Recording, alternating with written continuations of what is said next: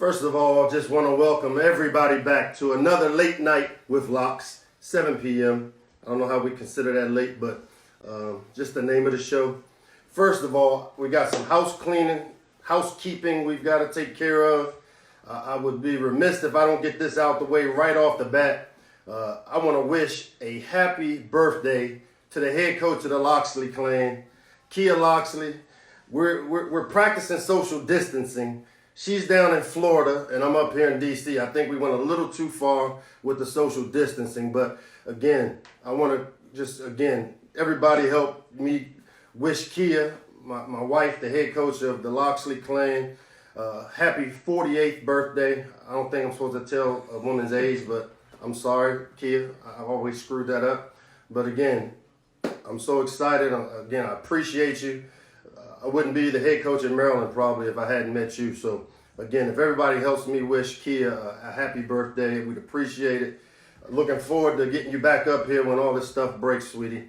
Again, I want to thank you guys so much for all the love you guys showed our guest on Friday. We had a big-time show. I was a little stressed early on, behind the scenes. I don't know how much you guys were able to keep up with, but this live platform makes me a little nervous. But we were able to have a great show. We had my man, Mr. National, Ryan Zimmerman. Again, I can't thank Ryan enough for coming on and spending some time with us here on Late Night with Locks. And of course, again, I want to thank Tua Tagovailoa, one of my all-time favorite players, for taking time. He pulled over the side of the road to jump on, the Late Night with Locks call. We had to call an audible. We switched we switched it up a little bit, but it was great having those guys on the show. I got careers, and again, I want to wish Tua luck in the next couple of weeks as he continues his prep for the draft. And again, Ryan, much like us, I wish him luck as they continue their prep for their baseball season. And again, with this COVID-19, it's put a lot of things on hold. The purpose of Late Night with Locks is to give everybody about a 30-minute break from all the news and a lot of the negativity that goes along with what we're going through, to try to bring together a whole lot of different groups, whether you're a Terp fan, you're a DMV, a person like me that loves the DMV area, a former player, former Terps, players that played for me at other places. This is what this platform is all about, to kind of bring us together again and spend 30 minutes together just kind of fellowshipping, talking sports, talking music, talking whatever it is you want to talk about. Once again, if you missed the last show, we just want to make sure you can check it out again. Catch the highlights on our NBC Sports Washington platform. I want to thank the people at NBC Sports Washington for, again, continuing to put the highlights of the Late Night with Locks up on their platforms, as well as our Terps platform. We appreciate the love they've been giving us and keeping you up to date. Everybody knows this isn't a normal space for me. But what I've, been having a great time doing, I'm getting more and more comfortable with doing this thing and catching up with all my friends. And again, we need the same energy every night just to get comfortable and enjoy the show. So you never know what you're going to get. This is just, again, a couple of guys or a couple people just talking sports. And that's what this show is. It's not staged. It's not, rehearsed. You get what you get. So again, I love connecting this way with so much uncertainty. What I do know is we'll get through this together. And our partners at Under Armour came out with that slogan, and I'm ready to get rolling. Tonight's first guest is a guy that I've known the 30 years I've been in this business. I feel like we came into the business at the same time, maybe. And I don't know how long he's been doing it, but I just felt like I grew up as a coach with him, and we kind of grew up together. He's a former quarterback at Ohio State, where his dad also played and coached. He's the booming voice of college game day every weekend, brings so much levity to the show, does a great job. He's on their number one crew for their primetime game on ESPN and ABC. Crew at college game day. I know he runs Buckeye. He has Buckeyes running through his vein, but he's always been a great supporter of me. I can't wait to bring on my good friend of mine, Kirk Herbstreit. What's up, Herbie? What's up, Locks? How you doing, man? How you liking this? Man, as I told you before, this has been a little nerve-wracking hence the reason I've been texting you for the last 30 minutes. Like, I learned my lesson. You know, coach always, you don't want to make the same mistake twice. You're doing great. You already had Tua on, huh? And Zimmerman. That's a great start. I did, man. I had Tua on. I had Zim. I had Brenda Freeze on earlier, along with Yannick Ngakoue, former Terp. Yeah. And then I also had Mojo Riley with the WWE crew and E.J. Henderson, who just went into the College Football Hall of Fame this year. So we've had some big-time guests on the show, man. And I can't tell you enough how much I appreciate you coming on, spending a few minutes with the DMV crew, our Terps fans, all the people here who, you know, follow you. And again, like I said, it felt like we grew up together in this profession. I grew up as a coach. And when did you jump in? When did you join? When did you come into this? I started at ESPN in 1995. Okay. And so you're about 3 years behind me. My first coaching was 92. Okay. So, yeah, I got it. That was my senior year. 92 at Ohio State was my last year. And then I did some local TV and radio for a couple years, and then put an audition in at ESPN and got the job. It was a new station called ESPN2. Just opened, just started, and that's where I started doing sideline reporting. Did that just for 1 year, and then a guy named Craig James. I don't know if you remember Craig. Craig James? Yeah. The Pony Express, one of the Pony Express? Yeah. He left to go to the NFL to do a studio show, and they did another audition and asked me to come in for that. They basically told me before I went in for the audition, they said, "You're not going to get it." I was 25. They're like, "You're not going to get the job, but it'd be good for you to just go through the experience of going through the game day audition." And I think they saw something, you know, there with Corso and I, and this will be my 25th year this fall coming up. Wow. So tell me, what's been going on? How have you been handling COVID-19? Again, I talked about you being down in Nashville. You guys dealt with obviously the tornado that came through there. I talked to Tua a little bit about that. You guys have dealt with quite a bit. What's going on in the Herbstreit household now that, you know, COVID-19 is still in effect and you guys are in that area recovering from a tornado? Like, I guess, like everybody, as far as just adjusting to the new norm. Thankfully, everybody that I know and, you know, my family and friends are safe. I had one buddy that fought it for 2 weeks. And that's when it got really real for me. It was early. When he's my age, healthy, works out every day. And this is when they were saying, you know, the elderly are the ones you got to be careful of. And you know, everybody's thinking about their parents or grandparents. And the next thing you know, my buddy's 45 and he's fighting for his life, you know. And that's when I was like, man, what's going on with this? You know, that's when the president and Dr. Fauci, I don't get into the politics. I just listen to Dr. Fauci. Whether he's right or wrong, he seems to be the expert. And whatever they say, lock it down, we locked it down. We were on spring break. We left early. I have 4 boys, as you know, and 2 that are at Clemson as walk-ons. And we were all on spring break together, all 6 of us. We just came back home. And just since then, about March 23rd or so, we've been here at the house, locked down and occasionally going out. Not much, though. We're just trying to follow the guidelines and trying to kind of weather the storm and see where this thing's heading. How much work are you doing still? Like, are you guys still doing some assignments, obviously from home on some of the college football prep or? Yeah, I mean, I try to work at it 12 months out of the year. These last 2 or 3 weeks, like all of us, you included, just uncharted waters, you know, when it comes to your norm and your normal prep. Right.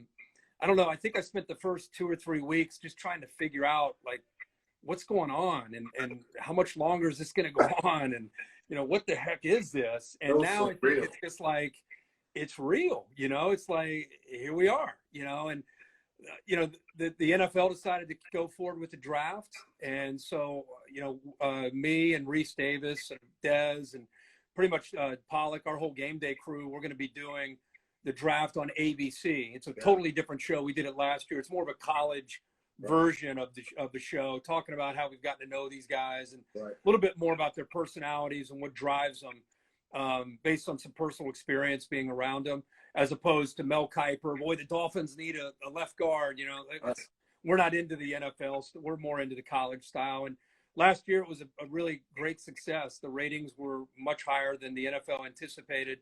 So there's an appetite out there for people that want to see the college background and the college stories. So Tom Rinaldi and Maria Taylor are going to have a lot of interviews, a lot of storytelling, a lot of, every one of these guys that makes it. You coach probably every player on your roster. Everybody's got a story, whether you make it to the NFL or you don't. And it's just so touching to hear about some of these stories and some of the things that some of these guys had to overcome to get to where they are, even if they're just great college players or just on a team, so let alone make it all the way to the NFL. So we try to talk about some of those obstacles and some of those great examples and kind of the beacons of the sport, and try to set them on a pedestal where they deserve to be. All right. Well, as we talk about college football and the upcoming draft, I noticed just doing some research as I got into this platform here, you've been pretty outspoken about your thoughts and beliefs. What do you think about college football in 2020? Where do you see this thing?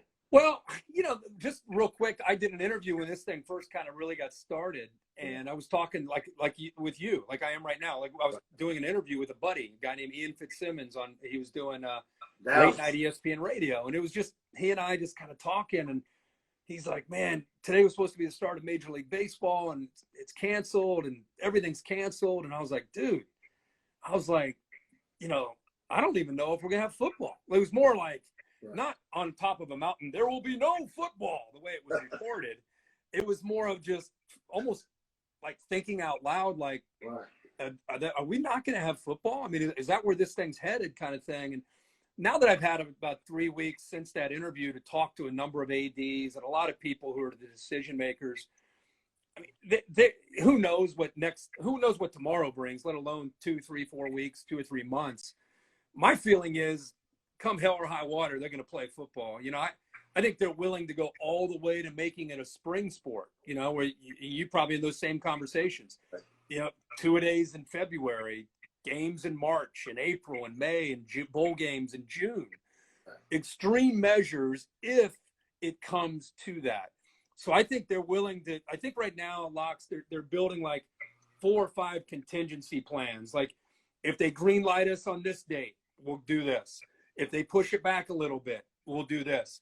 And I think it goes from normal all the way out to starting in March. And so, we'll see what happens. And I just can't imagine empty stadiums or people in the stadiums with masks on. I mean, it's just so bizarre to think about where it's going to be. And I don't think for the future, but I think for the 2020 season, it's going to be a very memorable and just obviously different year.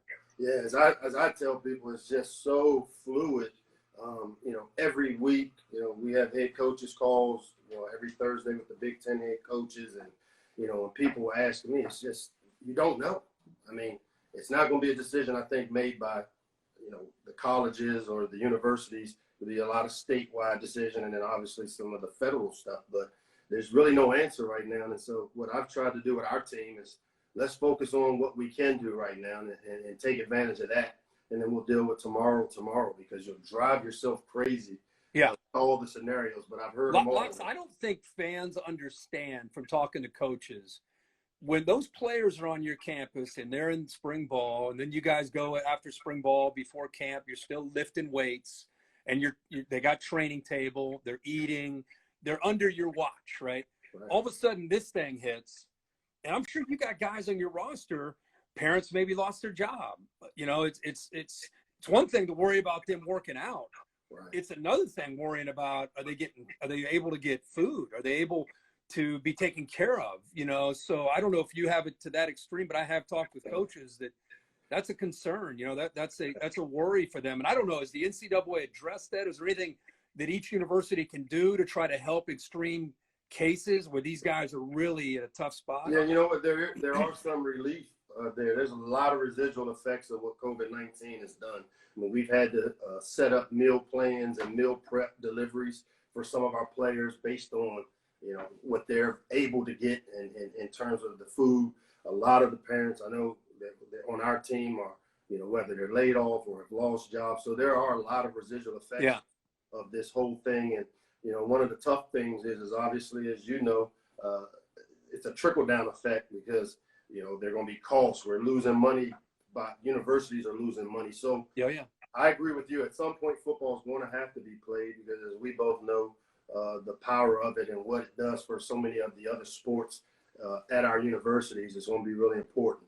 Before I let you go, I got to address this. I mean, and I sent you a text about a week or two ago, kidding, and I said, "So, is it any truth you going to Monday Night Football or what?" I mean, Man, that's being talked about right now. I'll just say this: I will never leave college football. So if I ever were asked to do Monday night, it would be in addition to game day.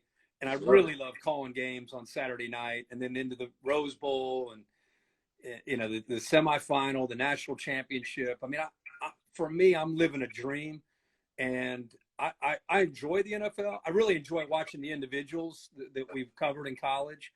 But I'm just such a passionate college football fan that I could never leave that. I've never just – some guys in our business, they, like in your business, they want to get to the NFL. right. It's not my thing. I love college. I'm going to stay in college. And if I do it in addition, I'd be willing to do that. But I'm never going to leave the college game. Got it. So you got the Twins up over at Clemson, won a natty. Got to be excited about that. Yeah. Man, I appreciate you coming on. This has been fun. We flipped the script a little different than those Fridays when you had to come in at some of the other places, and then you're questioning me. Yeah. Just kind of we just flipped the script, man. Great seeing you. I love you, buddy. I'm a huge fan of yours throughout your whole career. Glad you finally got an opportunity to do your thing there, and look forward to you continuing to build that program up, the way you're going to recruit, the way the philosophies that you have, not just coaching XOs, but the type of people you're going to bring in and lure in. In a matter of time, you get that thing going the way you want to, and I can't wait to be in the front row and watch you do it. Appreciate you, man, and all you do for college football. Tell the family I said hello, and we'll be in touch, big fella. Hey, tell your wife happy birthday. All right, Herbie. Appreciate you. Thanks, dog. See you, buddy. All right. Kirk Herbstreit, man. Great friend, as always. Huge supporter. We had a couple questions for him. People wanted me to ask him about when we're going to get college game day here at Maryland. That's my job. I got to figure out how to get this thing going. And just know this, if you take care of business, they show up. As we saw as our basketball team hosted college game day on basketball this year. It was a great environment. I enjoyed getting a chance to see it. So we got some work to do, and we're going to put the work in. As we switch over to our next guest, there were a couple questions in between that in our last show, we had people send in some questions. So as we start segueing into our next guest, I want to just maybe answer a couple of these questions. Last week I was asked, what's my favorite spot to eat around College Park, Group 1? And, it's so tough because there's so many different spots there, man. But, I love good old-fashioned Bentley's. They got burgers, the wings. John Brown for years and years and years have done a great job there. So I'm a big fan of Bentley's. For the people that know me, I lived in that Marriott hotel over there for about 3 or 4 months, and they got probably one of the special little places tucked up in there called the Commons. I like that restaurant. And then, I've been a big fan of the College Park Grill, one of the newer places there. So all three of those places, great atmosphere, great environments to go before Terps games and after Terps games. So, again, those are the three places. Take one more of these. It says, how have the recruits and team reacted to the new Cole Fieldhouse? To me, it is a game changer for us in recruiting. To make the type of investment that we've made with this facility, having, again, worked at some of the other top flagship universities in the country, whether it's Alabama, Florida, Illinois, being here, this facility will be second to none of those facilities of the previous places I've had opportunities to work. And it is everything our players need to be successful. We have it there. And again, to repurpose Cole Fieldhouse, all the great memories that I know I had as a kid going to basketball games there, and to see how it's been repurposed and the job that they're doing in terms of putting together this new football facility has just been great to watch. So again, I appreciate the questions. We'll keep moving the show along. Obviously, this next guy needs no introduction. Our next guest is someone that you have heard host back in the day, the Golf Channel. He's the guy that's been on ESPN Radio, all the different ESPN platforms. He's the host of Sports Center late at night. A Terp. Somebody reminded me, not a former Terp, because you're always a Terp, but a great Terp, a great supporter of Maryland athletics. One of my dear friends, we share the same barber, Scott Van Pelt. What's happening, SVP? Man, you drive a hard bargain, man. You're gonna bring in Herbstreit and then me, I gotta follow like the JV, man. I'm following one of the real heavyweights in our business. But I'm good. I'm at home, doing like everybody, trying our best to stay safe and sane. It's a challenge at the moment, but like Herbie said, I know we're trying to do our part, and we're thinking of everybody that's struggling. And this is a cool deal you're doing, and just be, hey, like, I need the job, okay? You got a job. Don't come from mine, you hear me? Well, you do a great job at yours, man. And I'm going to just tell you, so how's the family doing? What's going on at the house? Are you teaching English? Are you the math guy? Science? Where are you at with this homeschooling? Well, my wife, and by the way, happy birthday. Your bride is a wonderful woman. We know that she's letting you do this on her birthday. You better have something planned when we're done. She's down in Florida. She left me for 4 weeks. Well, there you go. Smart lady. She got where it's warm. But my wife was a teacher, and so she's got like a schedule mapped out, and it's pretty regimented. And my daughter, bless her heart, she wrote on there, like at 5 and 6 o'clock. She knows her mother. She wrote wine on the schedule every day at 5 and 6 o'clock, because by the time you get there, and like, look, I'm the old guy with little kids, so we're trying. I got little kids. We're trying to keep people like healthy and upright, and not throw trucks at each other and whatnot. So it's challenging. And we were supposed to be at the Masters last week. Obviously, that didn't happen. And we were supposed to be down in Florida on vacation ourselves this week. But I mean, obviously, we're staying home and trying to do what we're supposed to do, stay out of the way, and let this thing kind of die down. But anybody out there with young kids, Locks, and look, you've lived it, so you know what it's about. Like, take yourself back to like 3 under the age of 7, man. We need more help than the good Lord's got. and I heard there's something called new math or something that just scares the mess out of me, because it ain't your old carry the one over and all that. They got all these new ways of teaching.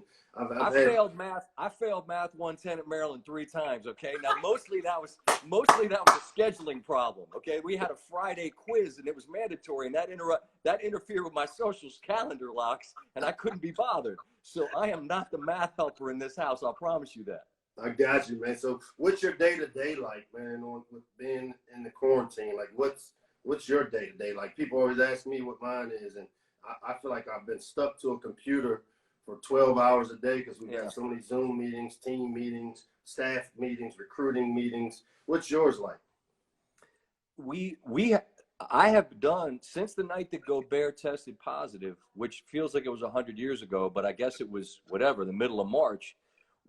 I have not missed a show that I was scheduled to do. Like, we've continued to do shows, and I mean, you can relate, right? You're trying to coach, but you're coaching in a world where you can't do what you typically do. Well, I'm in the business of trying to host a show about sports, and I've often compared myself, Locks, as to being a waiter.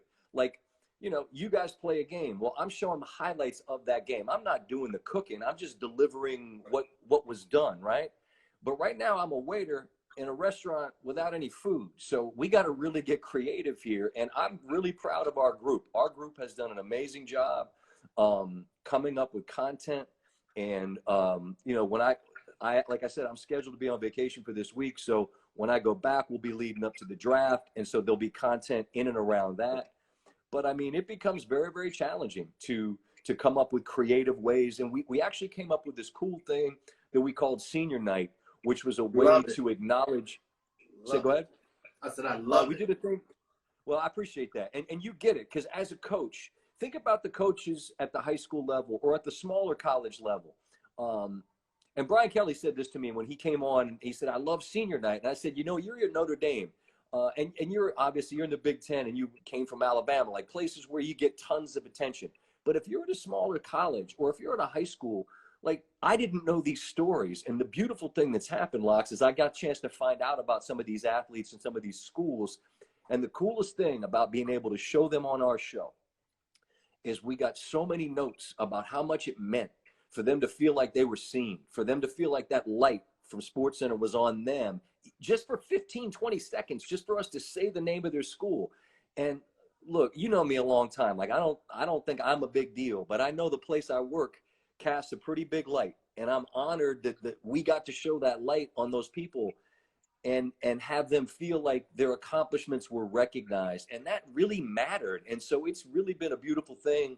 You know, we needed content and they were the best kind of content we could have found. So that's been one positive out of all the rest of this. It's been great to watch. And I can tell you, I can remember a couple of years back, you did a piece that I saw it literally driving to a game, and I was watching it, had my headsets on, and it was the piece you did on Elliot Uselak and what he did up at that high school up in Michigan. Yep. It was just unbelievable, touching story. So you've been great about just finding those little nuggets of stories and I appreciate that. Storytelling behind it. It's been awesome. Now, everybody knows the type of Maryland fan you are, how you support our program, all the sports. I mean, I've seen you at lacrosse, basketball, you come to football when you can. What's your most memorable moment as a student at Maryland, from an athletic standpoint? What stands out as a student? Now you were a I'm student. old now. I'm old, Locks. That's So all right. all right, I'm looking over the top of your head, and I'm looking at Leonard Bias on that wall. And I was there for senior day when they played Virginia. And this is real inside the Beltway, but I'm talking to Terps fans. You guys are going to remember this. Olden Polynice was a dude who played for Virginia, who played in the league for a long time. Now, Olden had blocked a shot of Lenny's that year and got in his face and pointed at him, okay? So Lenny, he filed that away for later, right? So it's senior day, and at some point, Lenny blocks Polynice's shot. And the rest, like the play is continuing. And Leonard's in his ear, and he's MFing him sideways, okay? Like the play's going on, and like Bias didn't even play anymore. He's just letting Polynice know we're good. And then things continue on, and it ends up leading to an alley-oop dunk where a guy named Speedy Jones, and Turk fans are going to remember Speedy Jones, he had like a 40-inch vertical. My guy Jeff Baxter throws an alley-oop to Speedy Jones, and the roof blows off of the building. And for the entire time that there was a timeout, one half of Cole chanted Len, the other half chanted Bias. And like, you know what he was. Like, he was a superhero come to life, man. So as a student, like, and even now, like, look, the team won a title, and like Gravis is a guy I'll always love, and that 2002 team I'll always love. But if you're of a certain age and you got to see Leonard Bias, like, no one will ever touch that dude in terms of what the mythical kind of figure he was and still really is. So that's my answer. You say Jeff Baxter, Max, as we called him. Max grew up in my neighborhood. And so that's what my love for Maryland, really from the basketball standpoint, I would come up to Cole Fieldhouse, be in the parking lot, get tickets, and go in and get a chance to watch Max play. And great story. Before I let you go, he's still very involved. I see him all the time. Whenever I come back, I always see Jeff, and it's he's one of those dudes that doesn't get older, man. It's offensive to me, man. He still looks the same. Smooth lefty too. Yeah, he had a smooth stroke, man. So now there's been a big talk about you relocating back here to home. When is that happening? What was the thought behind it? How did you get that done? That's awesome to hear. Well, I've been up here 20 years, Coach, and our president's a great guy. His name's Jimmy Pitaro, and he's a regular dude. He's a sports fan. He gets it. And I told him, I said, I've been here a long time, and I said, whatever chips I've earned, I don't know if it's a tall stack or a short stack, I want to push them in the middle because I want to go home. Because Tony and Mike Kornheiser and Wilbon have done PTI down in D.C. for years, and there's a studio there. So I reached out to them and I asked, like, could I do a show there and not screw you guys up? Like, I'm not trying to come mess up your situation. Right. And they said, no, you're good. Like, we got room for you. And I got a great relationship with both of those guys. They've been really kind to me through the years. So once I had their blessing, I took it up the food chain. And, thankfully, Jimmy gets it because he said, look, it's about family. My mom's going to turn 80 this summer. She's there. My mom's sister is like as close as you can be for not being my mom. I got family there. And let's be honest, I'll be closer to Terp games. Like home is, and listen, you know what this is about. You came home. The power of home represents something that you would understand, that I understand. Like the DMV, like you try to explain it to people that aren't from there, and it's hard to explain it. Hard. But it's a real thing. It's a gravity. It pulls you home. And so we're going to be back by summer. Obviously, this situation right now is, who knows what it's going to, I don't know what it's going to do to sports, but I know it ain't going to stop me from getting home. I am coming home. We'll be back there by summer. I hope we have sports to talk about, but if we don't, at least I'm going to be home in the DMV.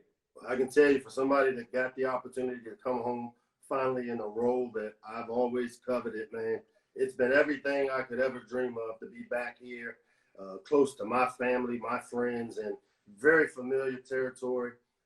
Again, we're trying to sell that same vision of being home and staying home, and we got a great product to sell, as you know, the strength of that degree and what it's done for you and your career, and then even, you know, some of the things that we've done and invested in Maryland football. So we're excited about it, man.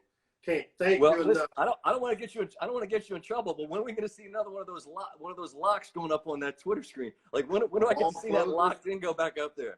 I see it. Like I try not to wear you out and text you immediately, but I see that and I'm like, who is it? Who is it? Yeah. Well, we need to get a wall closing here soon. I'm hoping one of the reasons we're doing the Late Night with Locke show, we got kids that have nothing else to do. I'm sure a bunch of the recruits are hopefully watching this, and they get opportunities to see the power of the network we create, seeing former alums like you and how you guys support the program and coming out of the communications program here on campus.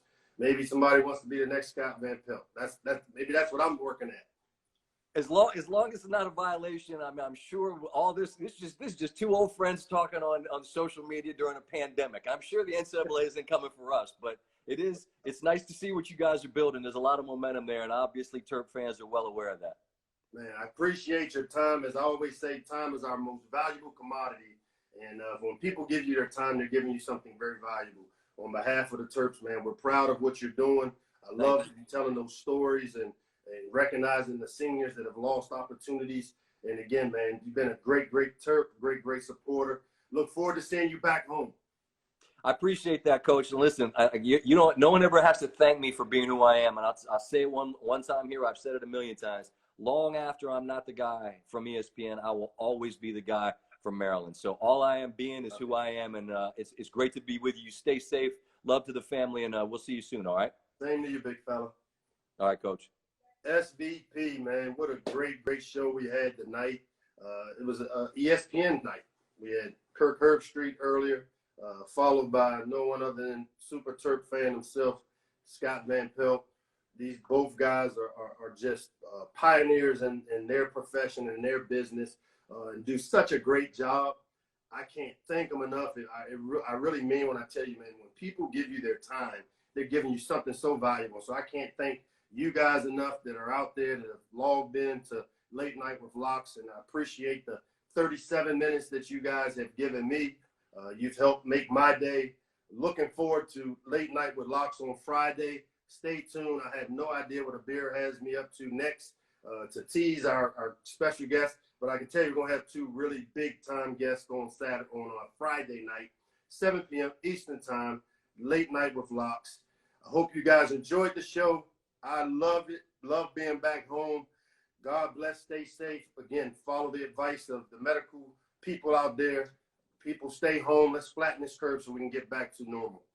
See you guys Friday, 7 p.m.